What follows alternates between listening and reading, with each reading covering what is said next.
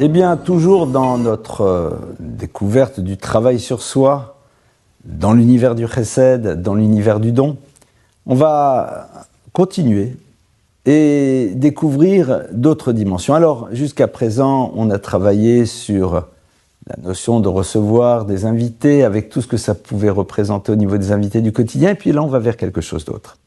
On va à ce que l'on appelle l'univers des ma'asim ktanim, c'est-à-dire des petites actions. En effet, on se rappelle, Rav Wolbe l'avait déjà dit, que lorsque l'on veut construire une identité nouvelle, eh bien, ce n'est pas avec de grandes actions exceptionnelles que l'on se construit réellement, mais avec une multiplicité de toutes petites actions au quotidien, mais qui au fur et à mesure nous transforment. Eh bien, on va ici essayer de travailler là-dessus, sur la capacité de voir des petits besoins au quotidien et d'y répondre sans qu'il y ait eu nécessairement une demande. Alors, je vais prendre un exemple très simple que l'on va utiliser par exemple dans le monde de la collectivité, et ça peut démarrer très tôt.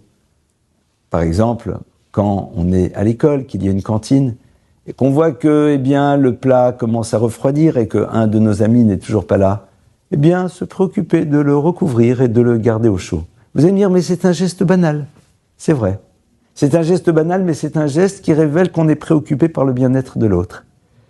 L'acte de chesed, l'acte de don, n'est pas nécessairement quelque chose d'exceptionnel. C'est tout simplement une forme d'élégance, dans une manière d'être, et une réflexion. On voit quelqu'un dehors, dans la rue, qui est là et qui regarde à droite, à gauche. Peut-être que cette personne est en train de chercher son chemin et qu'elle n'a pas, vous savez, son fameux objet sur lequel il va y avoir l'itinéraire qui sera indiqué. Alors, se rapprocher vers cette personne et lui dire, est-ce qu'éventuellement je peux vous aider, surtout si c'est votre quartier. Vous voyez que quelqu'un est en train de chercher quelque chose, on lui propose, peut-on vous aider à la chercher? Que sais-je? Ces occasions sont multiples et variées. Et c'est peut-être cela qu'on nous demande de faire au quotidien. Parce que, au bout d'un moment, ça deviendra presque une forme de réflexe. Quelque chose qui est du domaine de l'évidence. Vous savez, c'est la même chose qui fait que lorsque vous vous retrouvez, par exemple, dans une synagogue et que vous voyez un livre qui est posé n'importe comment, eh bien, vous le prenez, vous allez le ranger. Pourquoi? Parce que c'est un petit peu normal. Mais vous allez me dire, mais quel bien je fais? Alors d'abord, je fais du bien à toutes celles et à tous ceux qui vont rentrer dans la pièce. Pourquoi? Parce que voir une pièce organisée, surtout ordonnée, n'est pas désagréable. Et puis ça peut être un petit papier par terre. Mais on va se dire, il y a une femme de ménage. C'est vrai, mais qu'on le veuille ou pas. Cet acte tout simple, tout banal de venir et de te pencher, de prendre ce papier et de le jeter à la poubelle, eh bien c'est aussi un acte de chesed. Tu ne sais même pas quelles sont celles et ceux qui vont profiter de cet acte positif. Mais néanmoins, tu l'as fait. Et il y a quelque chose de supplémentaire. C'est inscrire la dimension du tact et de l'élégance dans notre manière d'apporter aux autres. Car en effet, nous savons que Olam Chesed Ibané, que l'univers a été créé sur le chesed, sur la bonté, mais aussi Chochmat Ben Tabeta, que ce qui construit un univers, c'est faire preuve de Chochma, de sagesse, d'intelligence, de finesse, d'élégance, noblesse oblige. Et pour cela, réfléchir un instant. Je vais vous donner un petit exemple. Regardez.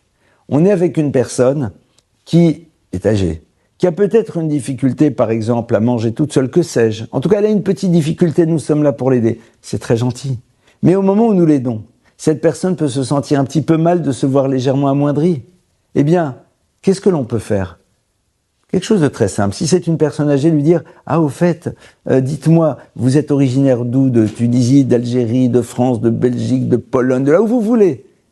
Et puis vous lui demandez de raconter son histoire, ou alors « Ça m'a toujours intéressé de savoir comment ça se passait, alors et vous êtes né là-bas et vos parents ?»